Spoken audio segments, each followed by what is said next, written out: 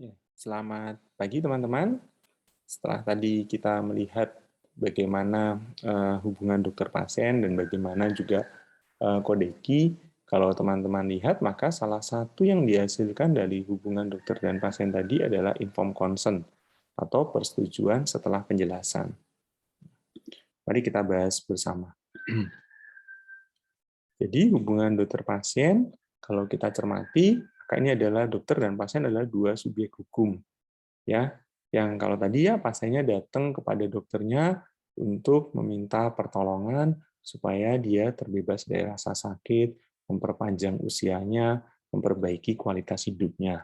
Dokter mendapatkan hak untuk tadi melakukan diagnosis, memberikan terapi, ya. Dan kalau kita lihat keduanya tadi membentuk baik hubungan medis maupun hubungan hukum sebenarnya.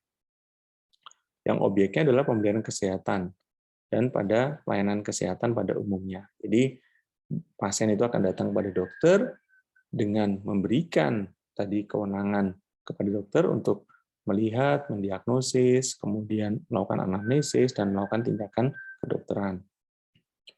Kedatangan pasien ke tempat praktek dokter atau rumah sakit atau sarana pelayanan kesehatan yang lain dapat diartikan sebagai usaha untuk mengajukan penawaran. Jadi kan ini tidak ada keharusan ya pasien itu datang dengan sukarela, ya.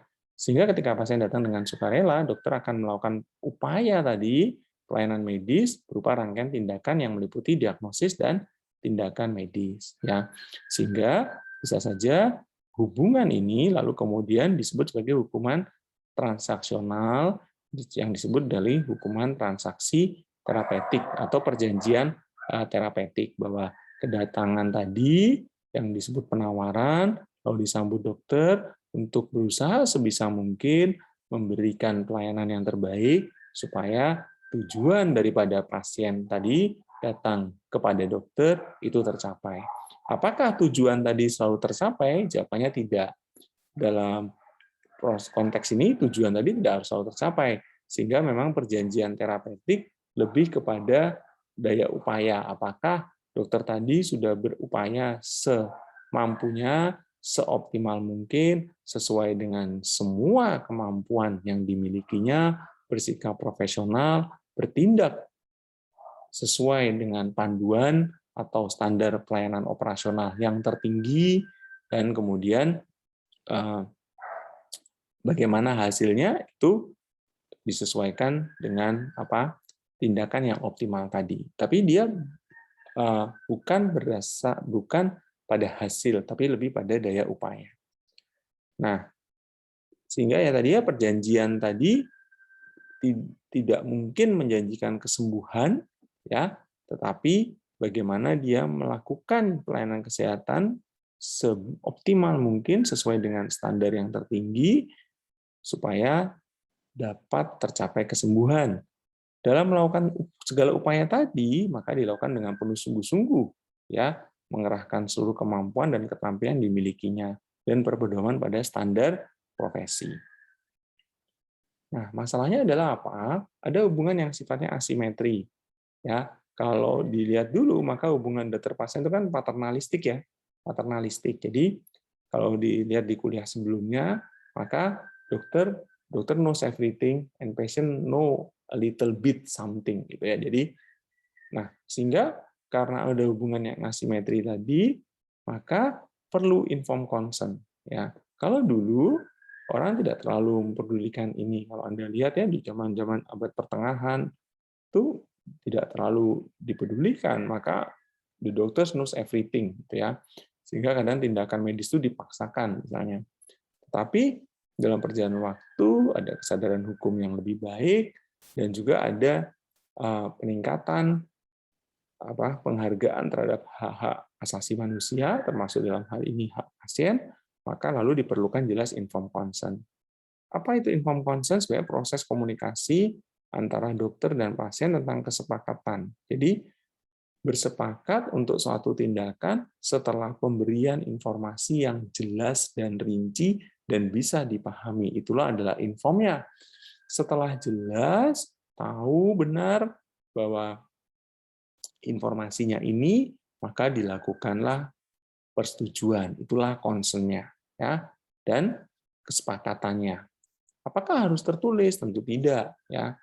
Ketika saya misalnya ingin melakukan pemeriksaan terhadap bahu, ya, pasien saya ngeluh sakit bahu, kebetulan seorang ibu, maka bisa saja sih saya menjelaskan dengan detail apa yang harus saya kerjakan. Maaf ya Bu, saya harus buka ini, dibantu oleh suster saya, lalu kemudian kita harus melihat bahunya ibu. Dalam proses tadi, ibu tadi harus membuka baju, ya kemudian diperiksa bahunya. Nah, pasti ada sedikit rasa tidak nyaman, apa yang dikerjakan, misalnya ultrasound di sini, ya sehingga bisa saja ibu tadi mengatakan bahwa oh ya dok silahkan, ya seorang pasien dengan cerebral metastasis dicurigai ada benjolan di otak dari hasil CT scan dan kita mencurigai ini suatu metastase, bisa saja seorang dokter lalu mencoba mencari, Bu, ini kayaknya sumbernya bukan dari otak, tapi dari tempat lain. Apakah boleh saya melakukan pemeriksaan? Kemungkinan kalau pada perempuan yang paling sering dari payudara, ya, maka lalu kemudian diperiksa payudara, diperiksa di kelenjar aksila, diperiksa di kelenjar leher, ya, tentu secara seksama. Nah, bisa saja itu kesepakatannya lisan. Oh ya, saya mengizinkan. Ya. Jadi ada kesepakatan tadi. Tetapi bagi yang memang berisiko tinggi, maka tentu inform consent tadi tidak cukup lisan, tapi harus tertulis. Misalnya apa? Misalnya pada tindakan yang sifatnya invasif atau operasi. Nah, dasarnya apa? Hak otonomi pasien, ya. Hak otonomi, bahwa dia memiliki hak untuk menentukan dirinya sendiri. Bagaimana dia bisa menentukan nasibnya sendiri kalau tidak ada penjelasan yang betul-betul detail, ya. Sehingga informed consent itu adalah proses komunikasi yang efektif, ya, dan tadi ya bertemunya pemikiran karena ada asimetri informasi tentang apa yang akan dilakukan dan tidak akan dilakukan terhadap pasien, ya, sehingga persetujuan sepihak atas layanan yang ditawarkan setelah terinformasi. Jadi inform dan consent, informnya dulu, baru konsennya. Ya, yang seringkali dilupakan, kita tidak memberikan informasi yang detail. Ya, ini harus dioperasi misalnya. Nah, operasi tadi harus dijelaskan prosesnya seperti apa, risikonya apa, ada nggak alternatif terhadap tindakan operasi, gitu. Sehingga ketika pasien tadi mengambil keputusan untuk ya saya operasi atau saya tidak operasi, maka dia terinformasi dengan jelas. Sehingga pengertian atau secara definisi informed consent adalah teman-teman tolong dicermati patients with substantial understanding. Ya, jadi sebelum ini dia harus kita yakinkan dulu bahwa ini pasien ini yang benar-benar ngerti dengan apa yang mau kita sampaikan. Dia memiliki pemahaman yang baik dan juga substantial absence of control by others.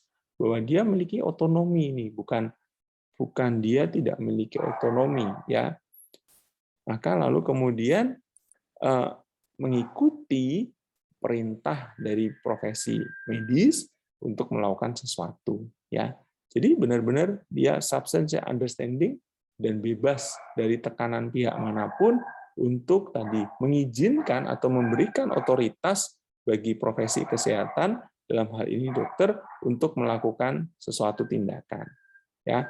Sehingga seseorang memberikan informed consent untuk suatu intervensi hanya jika dia secara kompeten itu bisa melakukan itu.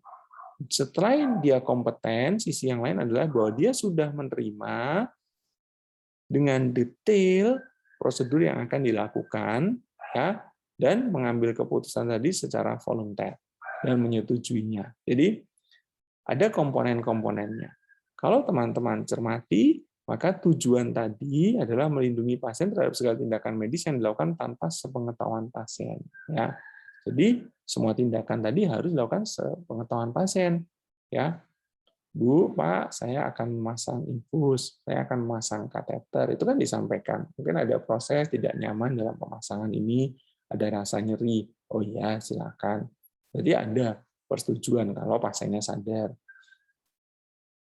Nah, kalau ini tindakan yang lebih invasif misalnya, bukan hanya sekedar sekedar pasang infus atau pasang kateter, tindakan operasi, tindakan pembedahan, tindakan intervensi, maka ini akan memberikan perlindungan hukum kepada dokter terhadap akibat yang tidak terduga dan bersifat negatif ya dari risk of treatment tadi. Ya, pastilah semua tindakan ada risikonya yang tidak mungkin terhindarkan walaupun dokter sudah menggunakan semaksimal mungkin kepengetahuannya, keterampilannya, dan bertindak dengan sangat hati-hati dan teliti.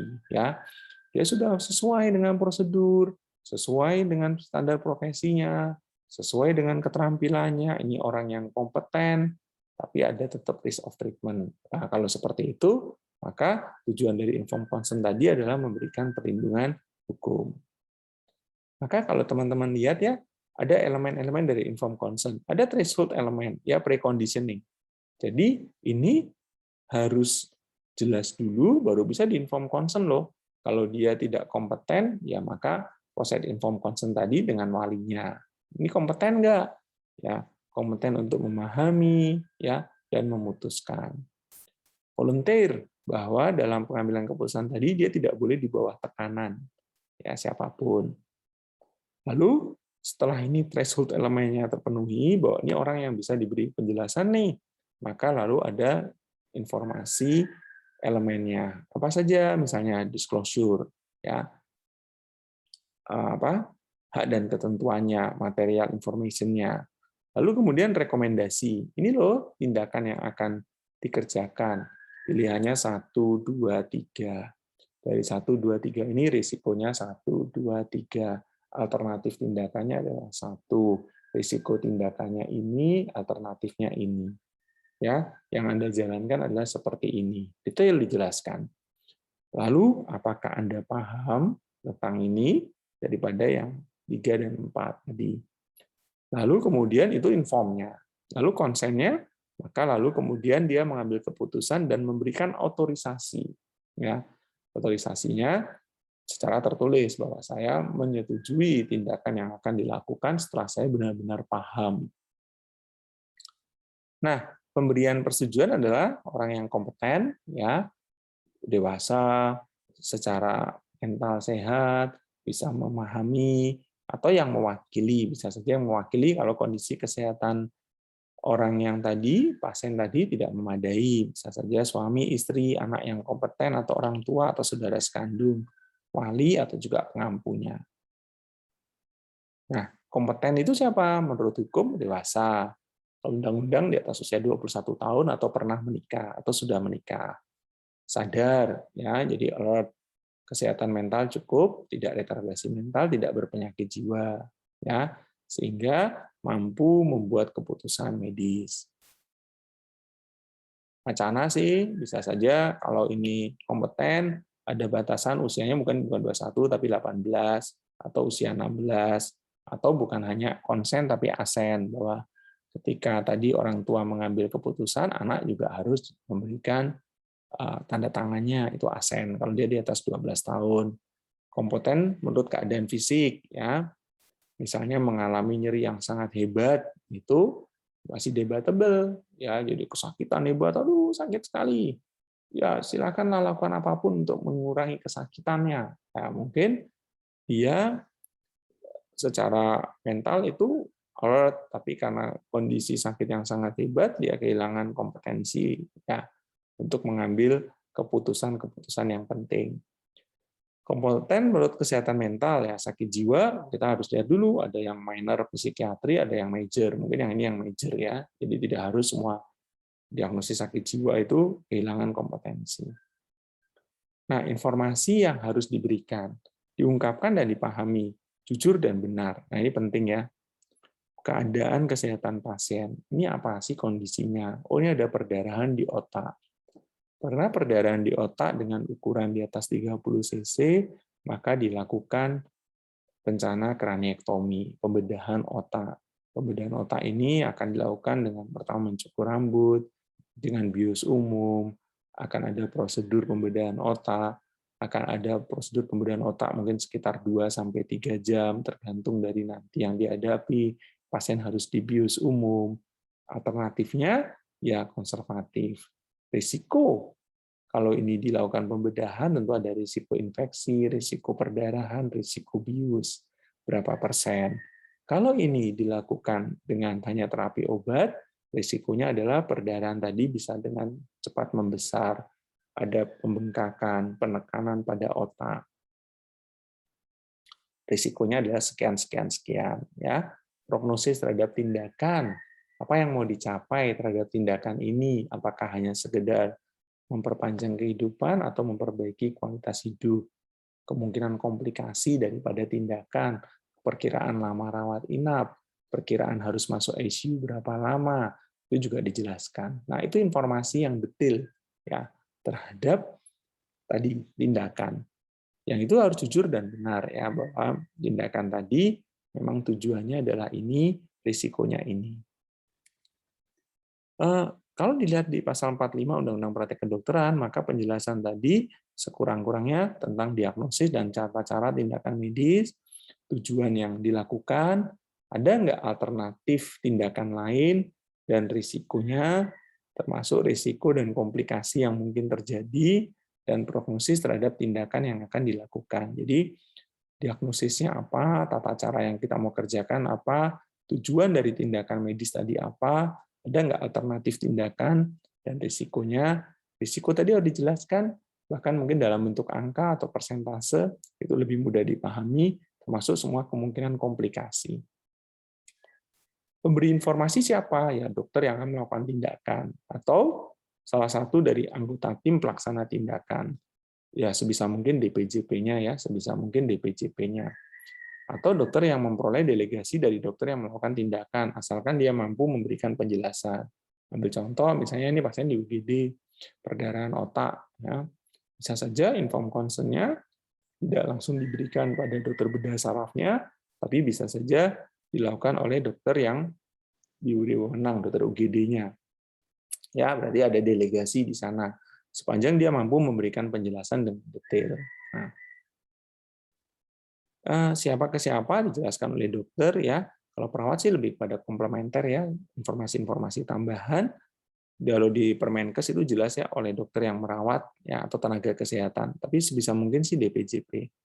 Kepada siapa? Kepada pasien langsung atau kepada keluarga atau pasangan hanya jika atas izin pasien atau bila pasien tidak kompeten, pasiennya tidak sadar, kesehatan mentalnya tidak memadai, misalnya pasien demensia ya. Jadi kita harus lihat ya di inform consent tentang Permenkes ini ada dengan detail. Elemennya apa? Volunteer ini penting ya, bahwa dia bebas dari tekanan, bebas dari tipuan, bebas dari misinterpretasi, bebas dari paksaan, bebas dari ancaman. Tapi boleh ya persuasif. Persuasif ya tentu persuasif di mana memang didasarkan pada keilmuan, bukan dari pertimbangan-pertimbangan tertentu yang lain. Ya, otorisasinya adalah pemberian keputusan lalu otorisasi dalam bentuk tertulis. Ya, jadi ini penting volunteer ya, jadi bebas dari misinterpretasi. Jadi memang harus ditanya lagi, apakah Anda sudah paham?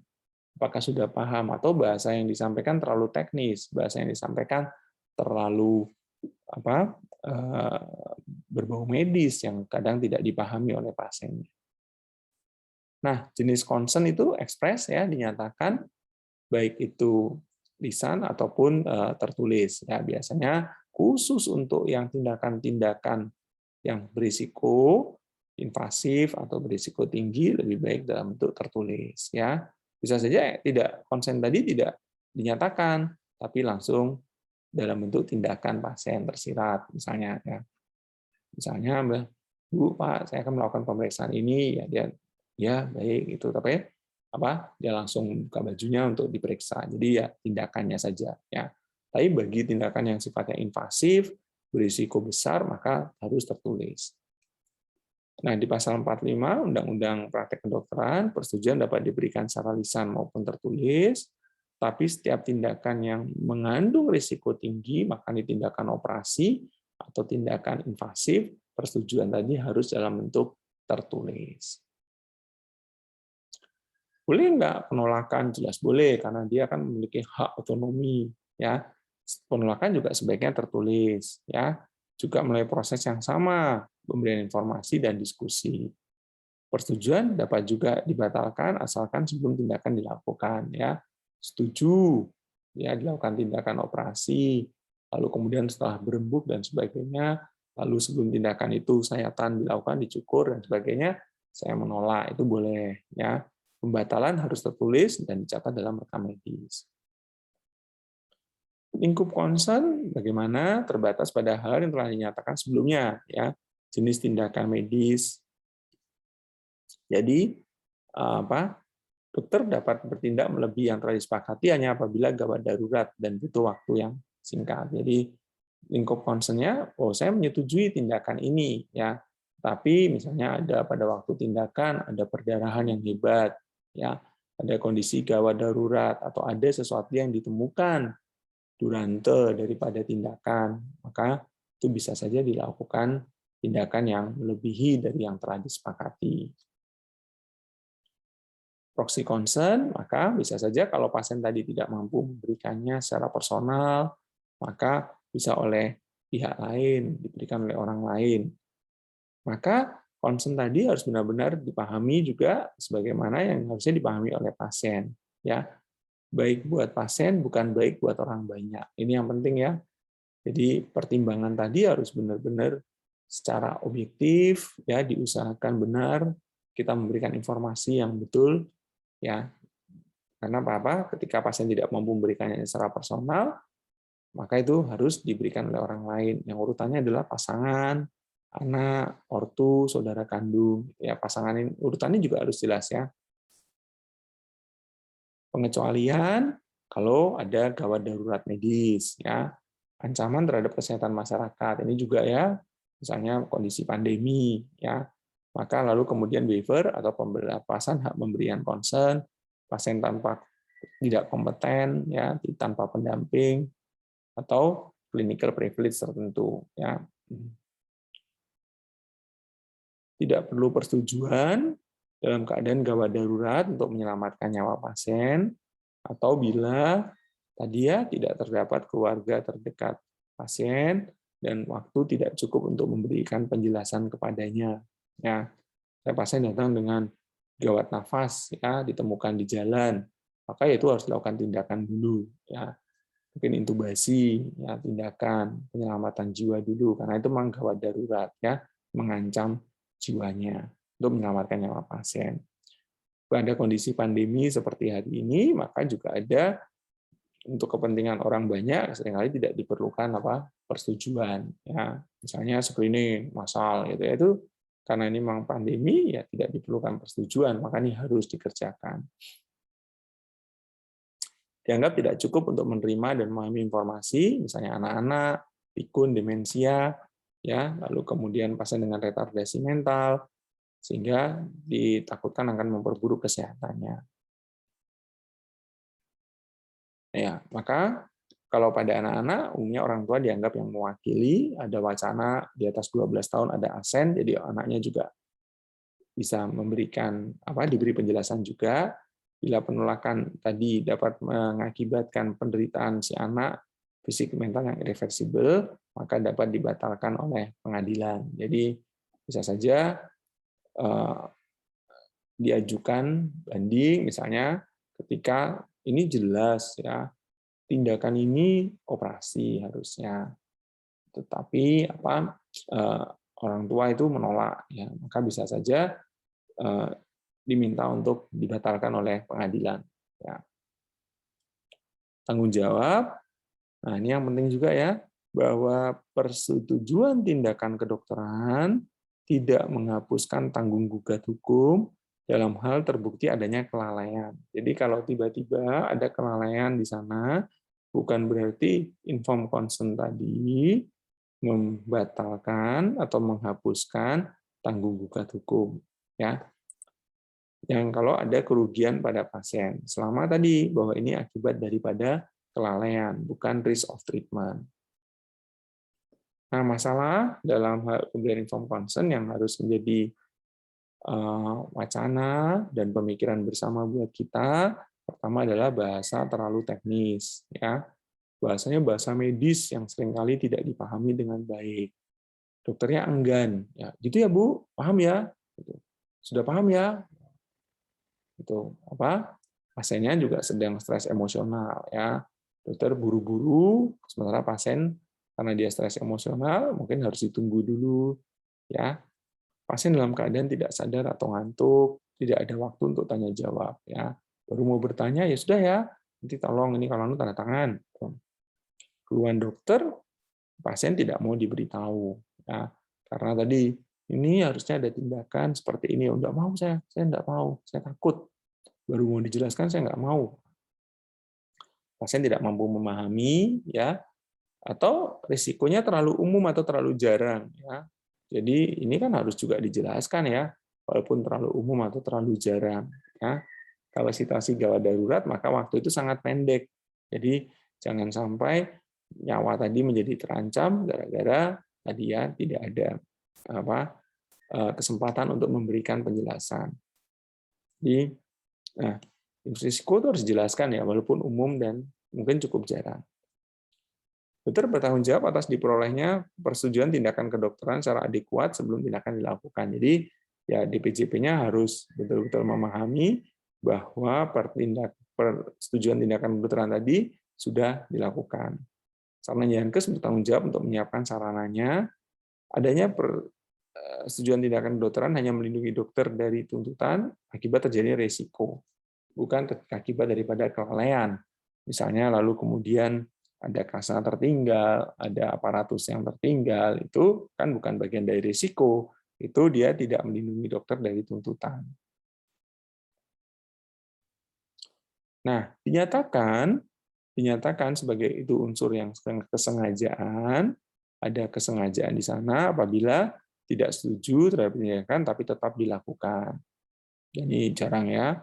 Atau dokter dengan terbukti sengaja memberikan informasi yang misleading, menyesatkan tentang risiko dan akibat dari tindakan medis yang diambilnya. Misalnya injeksi botox atau injeksi filler untuk kecantikan. Ya ada risiko misalnya di sana, tapi tidak disampaikan dengan baik ya, atau dengan sengaja disembunyikan risikonya tadi. Ya, jadi tidak ada di situ. Oh, risikonya apa aja? Oh, ini kok ada risiko ini, kok tidak disampaikan? Padahal risiko ini besar. Diberikan terhadap prosedur medis yang berbeda secara substansial dengan yang dilakukan oleh dokter. Jadi, misalnya, oh nanti cuma laparotomi, sayatan begini, laparoskopi ternyata laparotomi. Jadi, ya itu juga jarang ya, tapi ada unsur-unsur kesengajaan di sana. Baik, mungkin itu semoga bermanfaat buat kita semua.